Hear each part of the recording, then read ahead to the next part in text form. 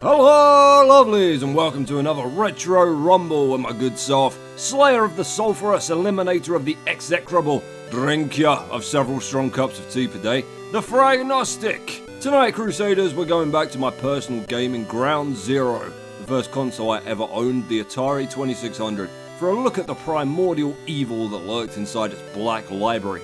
It's easy to scare the piss out of anybody behind a keyboard or a modern 8-button controller with full analog and VR support backing you up nowadays, but back when I was but a knee-high, wobble-footed, shit-napped halfling, all we had was one stick to move and one button to swing a sword, light a match, or pretend to launch a nuke at whoever had fucked up the PacMan port so badly. PacMan's as fine a place to start as any, but alas, 'tis not a horror game, although its box art doth still haunteth my dreams. I don't know why, but I always remember that dot in the foreground as a cleaver blade, Pac-Man lunging for it as the dead close in to open his own throat with that same expression on his face. A frozen mask of sanity lost in this maze of ghosts as the light goes out in his mad, lidless eyes.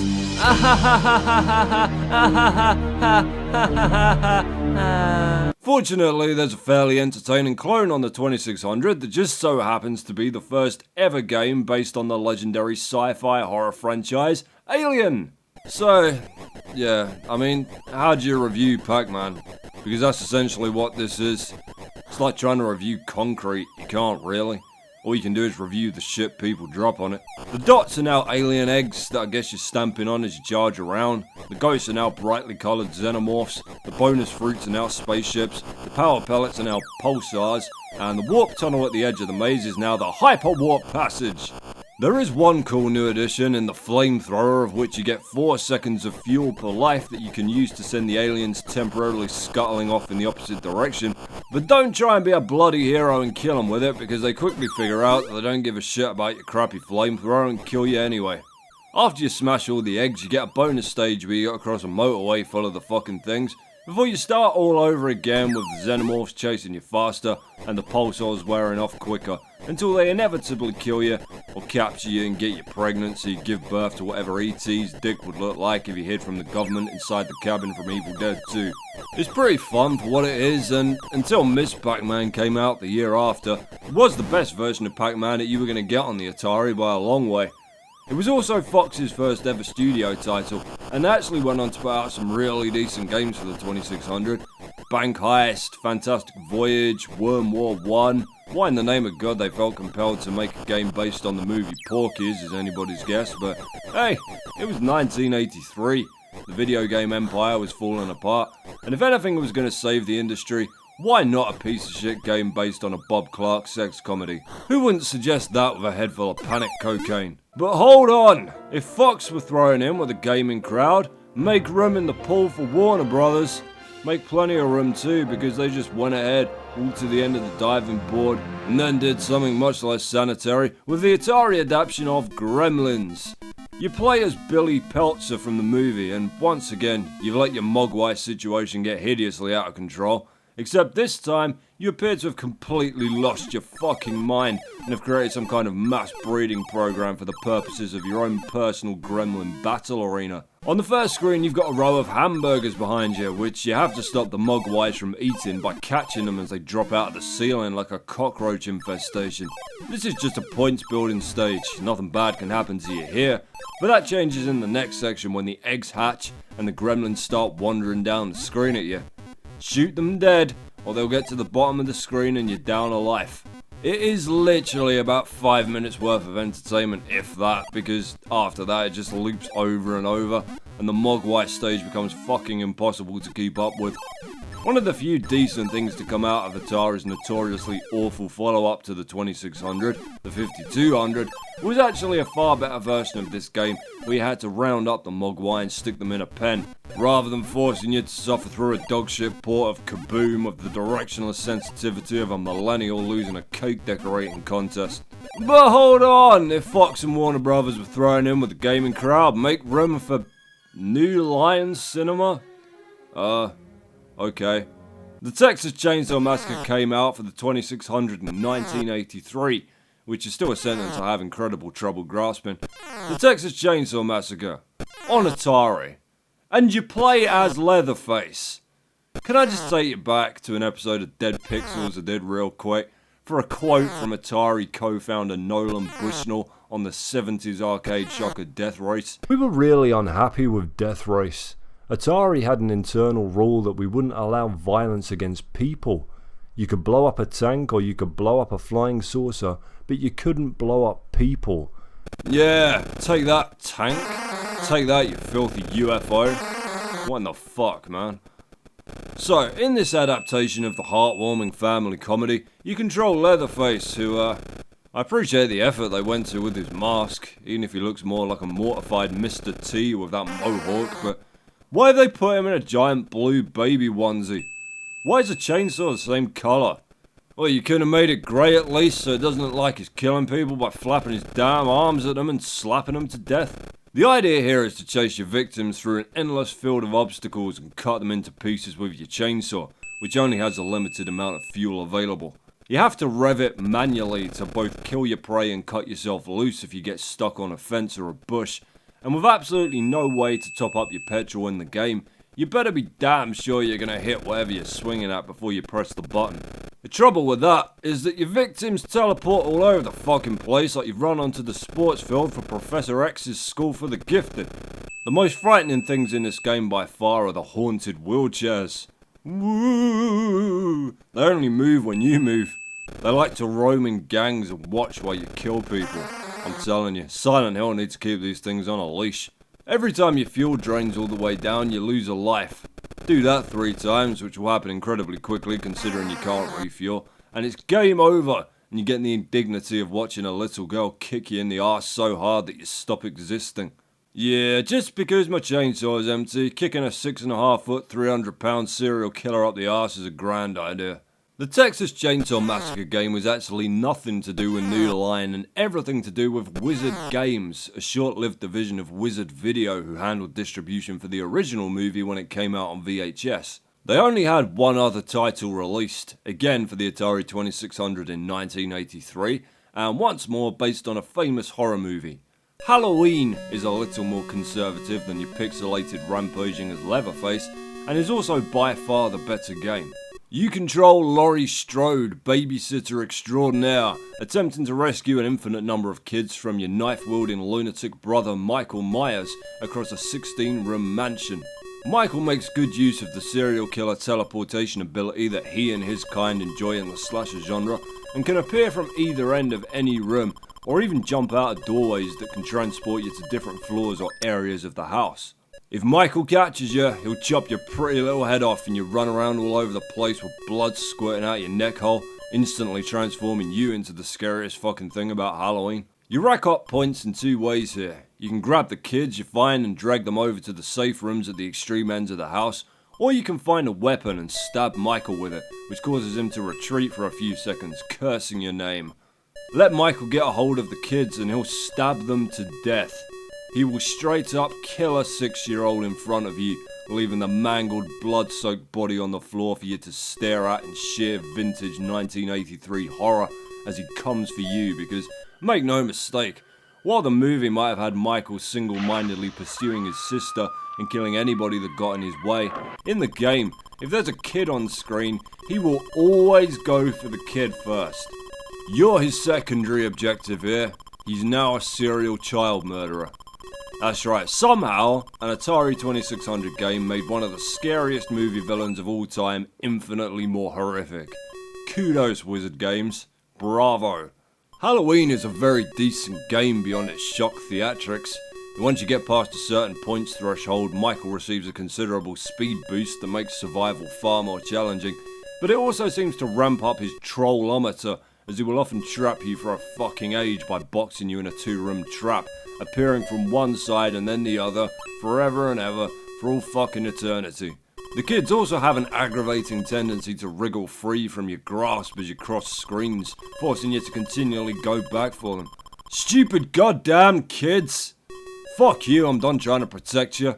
You're so bloody thick that if I save you, you'll probably just go ahead and stick your tongue in a plug socket anyway. But that's not the end of the Atari 2600 horror movie licenses, because 2 more games exist as unreleased prototypes, one surprisingly decent, the other not so much. Both incredibly strange choices for adaptations. First up, Alligator People, based on the crappy and relatively obscure 1959 film of the same name. You're a syringe. There you go. Don't get players' syringes enough in games, do you? Gathering antidote and serum to save your friends at the top and bottom of the screen from turning into alligators. The transformation animation for which is actually pretty good. Slowing you down are constantly shifting walls and, of course, more alligators. No word on whether those ones are natural-born alligators or just people that became alligators and decided they liked it better than the 9-to-5 grind. Despite its prototype status, this actually seems to be a pretty complete game that the powers that be just decided to never release for whatever reason. Closest rumour has it that the rationale behind that decision was down to the developers accidentally leaving a mode for infinite lives in Alligator People that the higher-ups at Fox were cheesed off about because it obviously made the game far too easy. Which is a pretty damn stupid excuse for cancelling a completed game, but evened itself out with a blindingly sensible decision to never release the second of Fox's surviving prototypes, the absolutely harrowing adaptation of 1982's The Entity. How in the name of God do you make a playable game out of a movie where a woman is sexually assaulted and raped by a poltergeist? By engineering some profane breed of single-player Pong knockoff apparently, devoid of fun, devoid of merit, tied to the movie by the absolute barest of themes, but technically playable. In The Entity, the goal is to push the abusive spirit through an endless number of planes of existence, which I guess you're hoping doesn't eventually ascend it into some kind of unstoppable rape god, by using two walls to trap it and move it through a gap in the ceiling.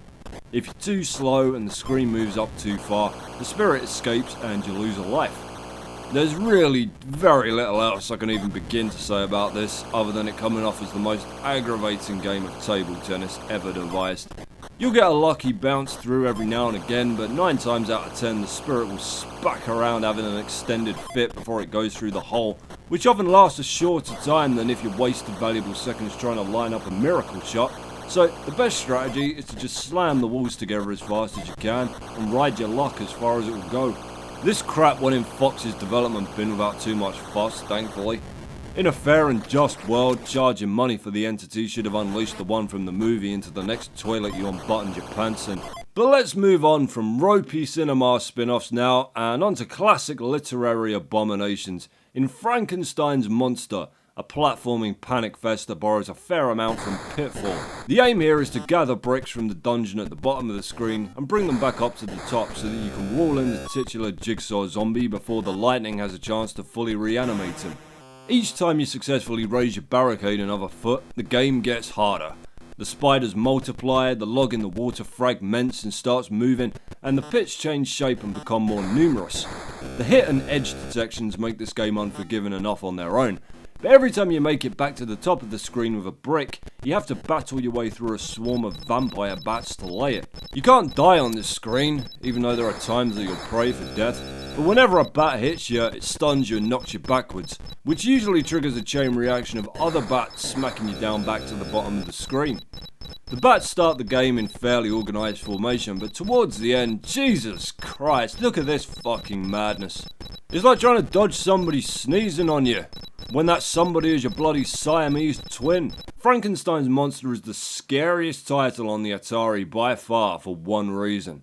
This is the most terrifying game over screen in gaming history. The last bolt of lightning strikes and the monster comes to life, stamping towards you like the dead bitch in the ring. I mean, that could be anything, couldn't it? Could just be mooning you. I've always had a soft spot for the strange genre mishmash that is Ghost Manor.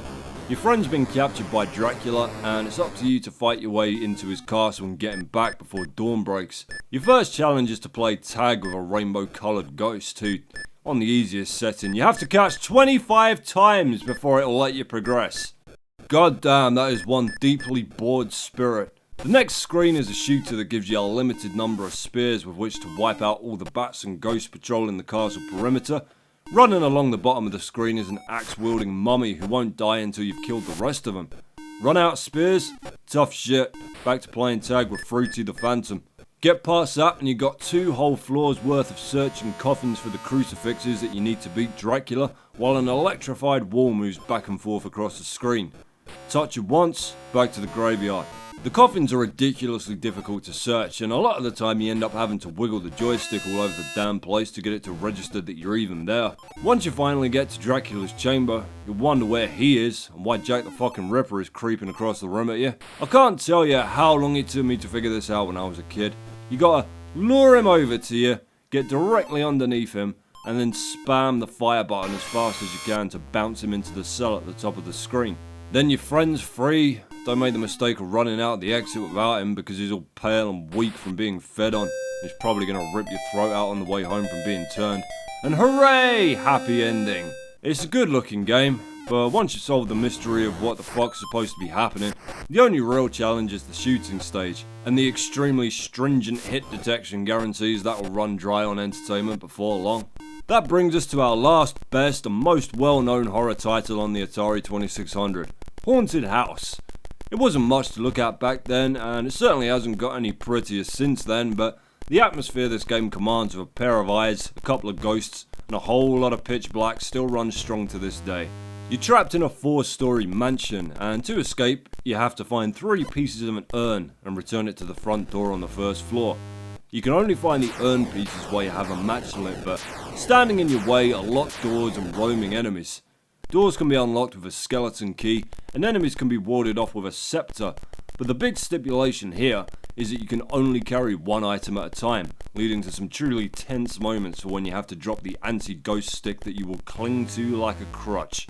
Now, what's truly awesome about Haunted House is that it has 9 different difficulty levels that you can manipulate with the switches that begin with lighted walls, no doors and 3 creatures, to a survival horror nightmare in a uniquely designed mansion where enemies chase you from room to room in the pitch black, through walls, through doors, and the ghost is a rocket-powered harbinger of doom that ignores the scepter in its attempts to scare you to death. The audio design is awesome, featuring lonely footsteps, slamming doors, huge thunder crashes, and the Twilight Zone theme when you win. Yay! That's it for this week, lovelies. Join me next Monday on Retro Rumble as we take on the toughest version of one of the hardest games ever made, the arcade original of Ghosts and Goblins. See you there.